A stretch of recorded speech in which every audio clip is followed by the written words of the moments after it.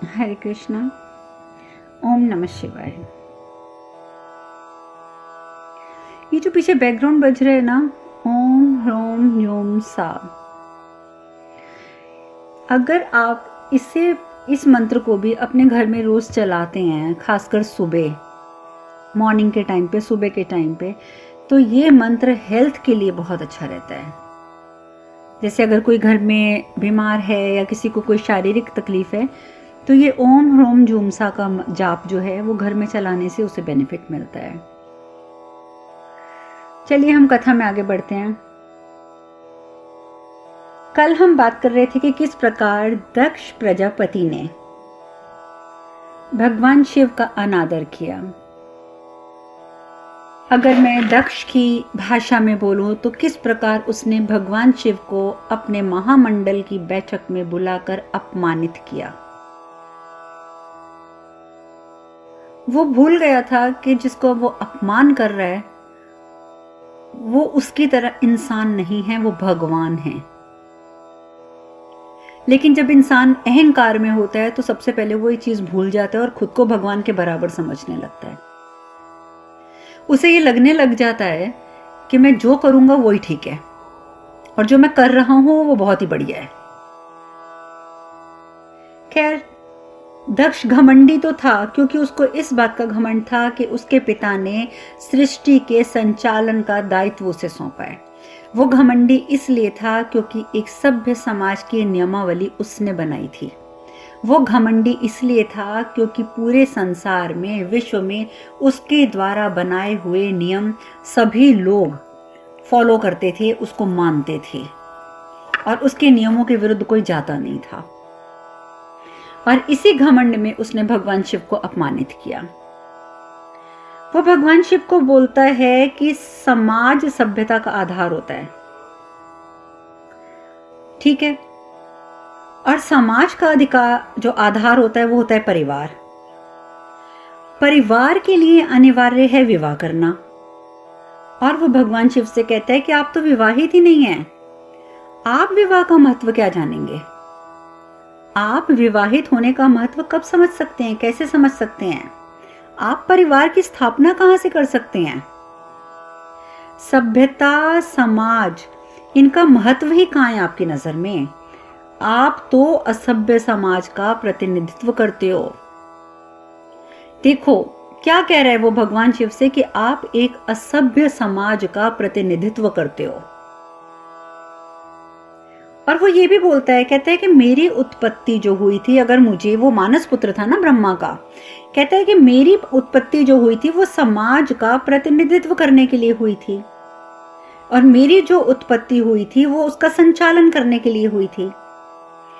और इस संचालन के लिए मुझे नियम बनाने होते हैं, मैं नियम बनाता हूं और जो कोई मेरे बनाए नियमों में या मेरे बनाए हुए कार्यों में रुकावट पैदा करता है, रुकावट डालता है, विरोध करता है, वो मेरा सबसे बड़ा शत्रु होता है। और वो भगवान शिव को कहते हैं कि आप तो किसी नियम का पालन ही नहीं करते, इसलिए आप तो मेरे शत्रु हैं, सबसे बड़े शत्रु।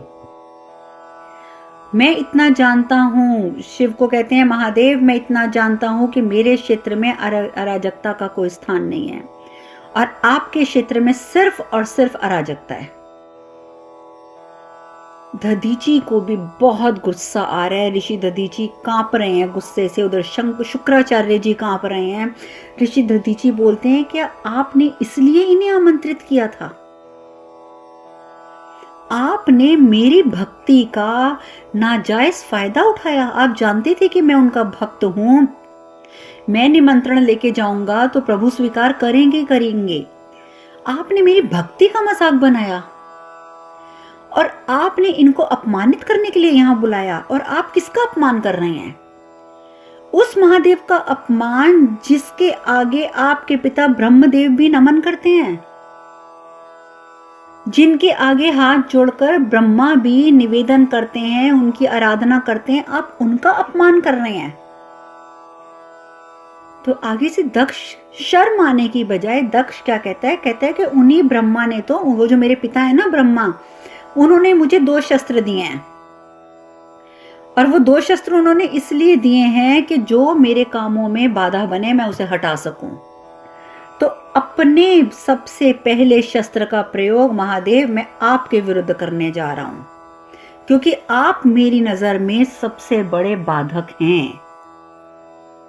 और इसीलिए आज मैं आपको श्राप देता हूं। जो वो तपस्या करके आया था, जिससे उसने एनर्जी प्राप्त की थी, ऊर्जा प्राप्त की थी, उसी ऊर्जा के तहत वो क्या श्राप देता है? वो कहता है भगवान शिव को कि मैं आपको श्राप देता हूं कि संसार में कहीं भी कोई भी आपकी पूजा नहीं करेगा। वो मूर्ख भगवान शिव को श्राप दे रहा है, भगवान शिव को। और वो अंदर ही अंदर ये भी सोच रहा है कि मैं जानता हूं कि मैं जो ये कर रहा हूं, ना तो मेरे पिता इसे बर्दाश्त करेंगे, ना भगवान विष्णु इस बात से सहमत होंगे। लेकिन साथ ही उसे एक अपने आप को आश्वासन भी दे रहा है कि पर वो एक दिन समझ जाएंगे, वो एक दिन समझ जाएंगे कि मैंने ऐसा क्यों किया है। लेकिन ये मूर्ख इस समय जो कर रहा था दक्ष, वो नहीं समझ पा रहा था कि आखिर वो कर क्या रहा है।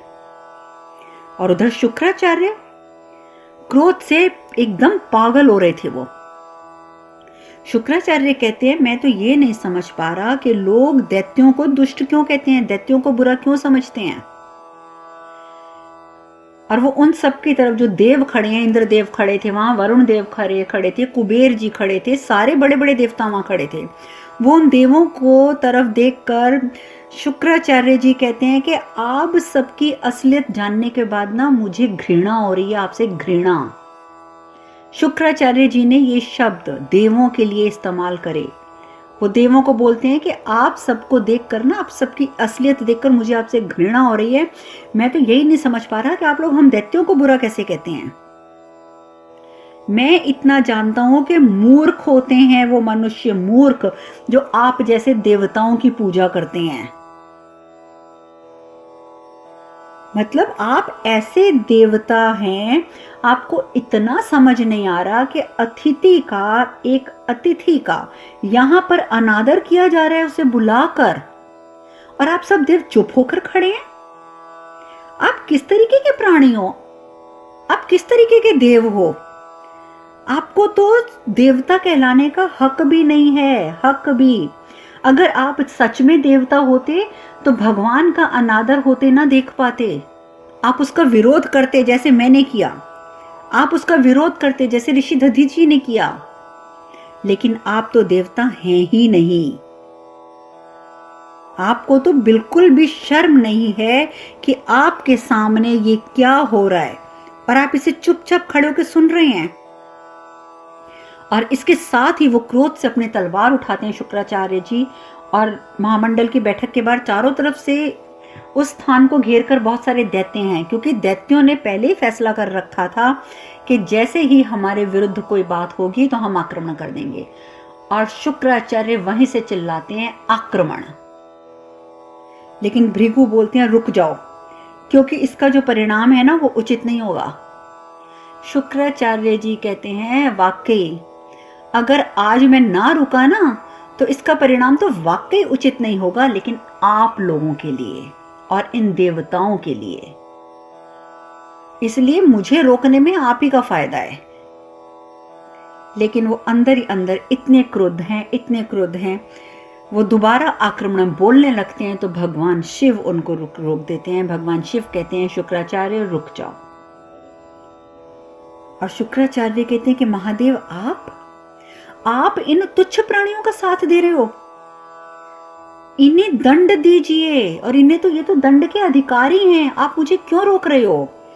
तो शिव कहते हैं कि देखो मैं आपको इसलिए रोक रहा हूं कि किसी को दंड देने का अधिकार मैंने आपको भी नहीं दिया। आप मेरे भक्त हैं तो ठीक है, लेकिन किसी को दंड देने का अधिकार मैंने आपको प्रदान नहीं किया है।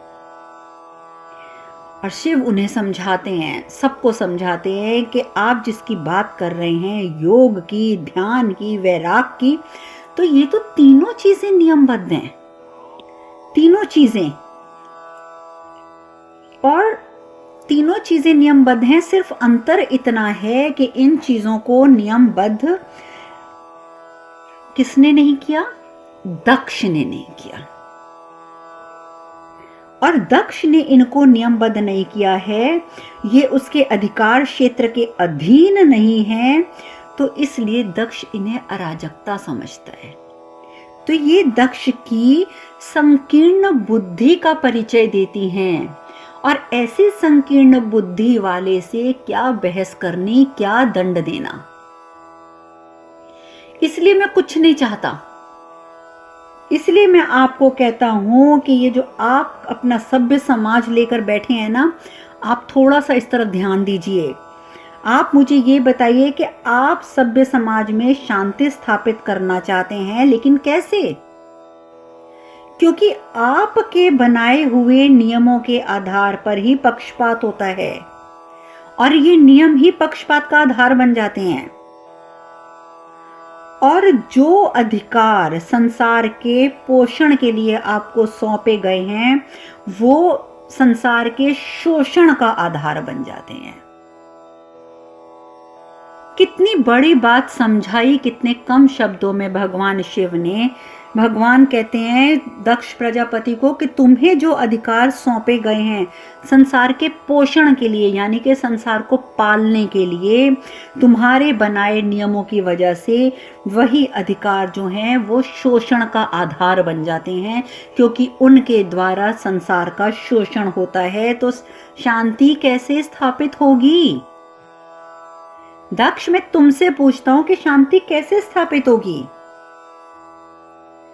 दधीची जो हैं, क्रोध तो उन्हें भी बहुत आया हुआ है, लेकिन वो शांत हो जाते हैं और कहते हैं, भगवान को कहते हैं कि आपका अपमान जो हुआ है इसमें हमारी भक्ति, हमारी श्रद्धा का लाभ उठाया है इस दक्ष ने।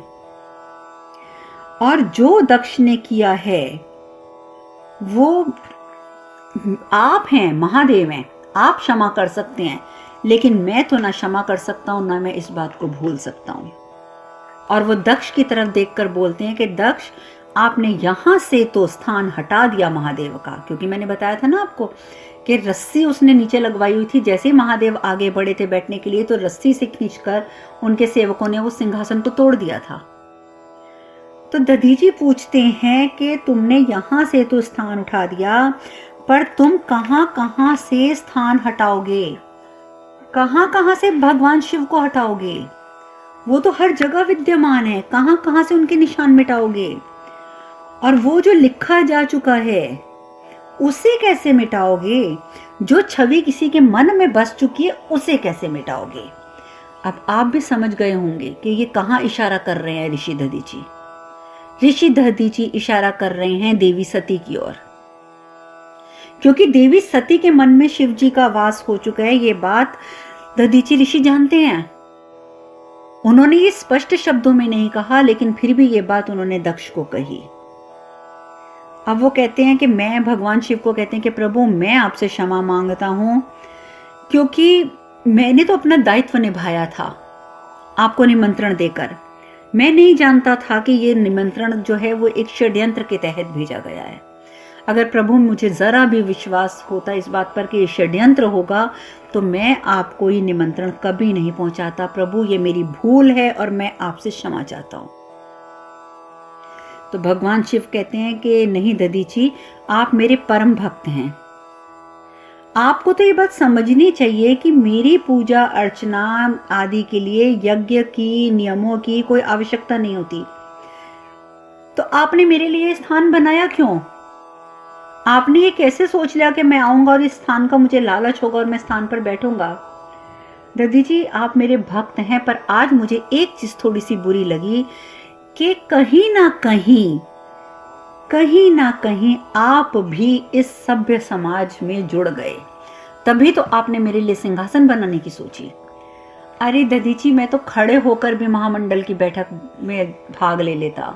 तुम तो जानते हो कि मैं किसी नियम को नहीं मानता, किसी नियमावली को नहीं मानता, और तुम तो ये भी जानते हो कि मैं किसी प्रकार के बंधनों में नहीं बंधता, और मैं मान अपमान से परे हूं। पर तुमने कैसे सोच लिया कि एक सिंहासन मेरे लिए बनाना है? पर चलो कोई बात नहीं, अब जो हो गया सो हो गया। अब आपको व्याकुल नहीं होना चाहिए, आप मेरे भक्त हैं, मान अपमान की चिंता ना करें, ना तो मुझे मान की लालसा है, ना मुझे अपमान का भय है, तो आपको क्यों है? जो हुआ उसे आप भूल जाइए। और ये कहकर उसी समय भगवान शिव गायब हो जाते हैं। भगवान शिव जब गायब होते हैं तो अचानक बिजली चमकने लगती है, खूब काले काले बादल आ जाते हैं, जैसे लगता है कि जैसे पूरी सृष्टि हिल रही है। और उसी समय एक भविष्यवाणी होती है, बादलों में से आवाज आती है, दक्ष, आपको तुरंत ब्रह्मलोक में उपस्थित होने का आदेश है। इस बात से लेकिन दक्ष विचलित नहीं होता, क्योंकि वो जानता था कि भगवान विष्णु और भगवान ब्रह्मा जो हैं, उनके पिता जो हैं, वो इस चीज को कभी स्वीकार नहीं करेंगे जो मैंने किया है। लेकिन फिर भी उसने ये किया था, पर वो अंदर ही अंदर तैयार था कि अब मुझे ब्रह्मलोक बुलाया जाएगा। और उसी समय भविष्यवाणी हो जाती है। उसी समय वो दक्ष प्रजापति अमात्य को बुलाते हैं। अमात्य को बुला के बोलते हैं कि जो कुछ यहाँ हुआ है, ठीक है, इस तरफ आप ध्यान मत दीजिए। अमात्य कहते हैं कि मैं तो ध्यान नहीं दूंगा, लेकिन जो कुछ आपने किया है ना, सप्त ऋषियों में बहस छिड़ गई है, उसका मैं क्या करूं, अब आप उसे समझाइए जाकर। क्योंकि सप्त ऋषियों का तो एक समूह है, अगर वो आपस में भिड़ गए तो सृष्टि का विनाश निश्चित है। दक्ष प्रजापति कहता है कि नहीं, मैं इस समय कुछ नहीं जानता हूँ, 2 मिनट तुम यहाँ खड़े हो, मैं कुछ लिख रहा हूँ। तुरंत वो जल्दी जल्दी एक पत्र लिखती हैं। पत्र लिखकर उसको फोल्ड करके वो अमात्य के हाथ में देते हैं। कहते हैं तुम एक काम करो, ये पत्र लिखकर तुम तुरंत कहाँ चले जाओ, मेरे महल में चले जाओ, और वहां जाकर ध्यान रखना कि ये जो पत्र है ये सती को मिले, और इस पत्र को सती को दे देना। और साथ ही वो भृगु को बुला के बोलते हैं कि मैं ब्रह्मलोक जा रहा हूँ, वहां पे मुझे समय लगेगा, इसलिए मेरे पीछे का सारा कार्यभार जो है वो आप संभालेंगे। और इस प्रकार से वो भृगु को और अमात्य को, दोनों को भेज देते हैं वापस नगर में, अपने राज्य में, और खुद वो चले जाते हैं ब्रह्मलोक। अब सभा का तो जो हुआ आपने सुन लिया। अब उधर दूसरी ओर सारी पूजा भी हो गई, विवाह भी हो गया तुलसी का। अब मैंने आपको ये भी बताया कल कि किस प्रकार से विष्णु की एक छोटी सी प्रतिमा, सोने की प्रतिमा, प्रसूति देती हैं सती जी के हाथ में और कहती हैं कि तूने आगे से इनकी आराधना करनी है। और सती परेशान है, वो यही समझ नहीं पा रही कि मेरे माता पिता मुझ पे कितना प्यार करते हैं, कितना विश्वास करते हैं। अगर मैं शिव की तरफ जाती हूँ तो मैं माता पिता के प्रति जो मेरा दायित्व है उससे चूक जाती हूँ, और अगर माता पिता के प्रति अपना दायित्व पूरा करती हूँ तो मैं शिव को मुझे छोड़ना पड़ेगा। वो बेचारी परेशान है, कुछ समझ नहीं पा रही। तो इसीलिए वो पूछती हैं मद्रिके कि सती, तू दायित्व की बात तो कर रही है, पर क्या तुम शिव को भूल सकती है? सती सर हिलाती हैं, कहती है नहीं, मैं भूल तो नहीं सकती। तो मद्रिके कहती है कि ये बात तो मैं भी जानती हूँ कि तू भूल नहीं सकती, तो इसलिए तुझे इस तरफ सोचने की बजाय कोई ऐसा रास्ता सोचना पड़ेगा जिसमें तू अपना कर्तव्य भी पूरा कर सके और तेरी इच्छा पूर्ति भी हो जाए। यानी कि तेरी इच्छा पूर्ति में कर्तव्य परायणता भी रहे, तू अपने माता पिता के प्रति अपने कर्तव्य को भी करे, लेकिन अपने दिल को भी ना मारे, अपनी इच्छा भी पूर्ण करे। तो तुझे अब बीच का रास्ता ढूंढना पड़ेगा।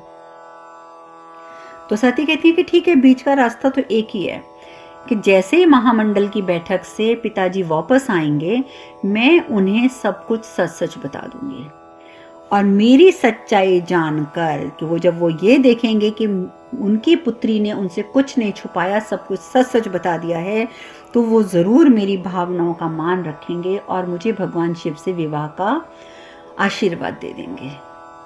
बहुत बड़ी भूल कर रही थी सती। उन्हें लग रहा था कि जैसे वो भगवान उनको, दक्ष को सब कुछ बताएंगे और दक्ष मान जाएंगे, पर ऐसा कुछ नहीं होता है, ऐसा कुछ होगा भी नहीं आगे। लेकिन अब उन्हें एक आस बन गई है कि मैं अपने पिताजी को अगर सब कुछ बताऊंगी तो शायद पिताजी मान जाएंगे। अभी मंत्री के और सती ये बातें कर ही रही होती हैं तो प्रसूति आ जाती हैं और आकर बोलती हैं कि चलो, अब विवाह तो पूरा हो गया था, आज हमने अभिषेक करना है, तो अभिषेक की तैयारी करके हम अभिषेक कर लेते हैं। अब अभिषेक किस प्रकार से होता है, किस प्रकार वो रेवती को लेके चिंतित हैं और क्या करती हैं, ये सब चर्चा अब हम कल करेंगे। आज हम यहीं विश्राम लेते हैं। हरे कृष्ण कृष्ण कृष्ण हरे हरे, हरे राम राम राम हरे हरे। आप सब खुश रहें, सुखी रहें, स्वस्थ रहें। हरे कृष्णा। ओम नमः शिवाय। ओम ह्रोम जूम सैर।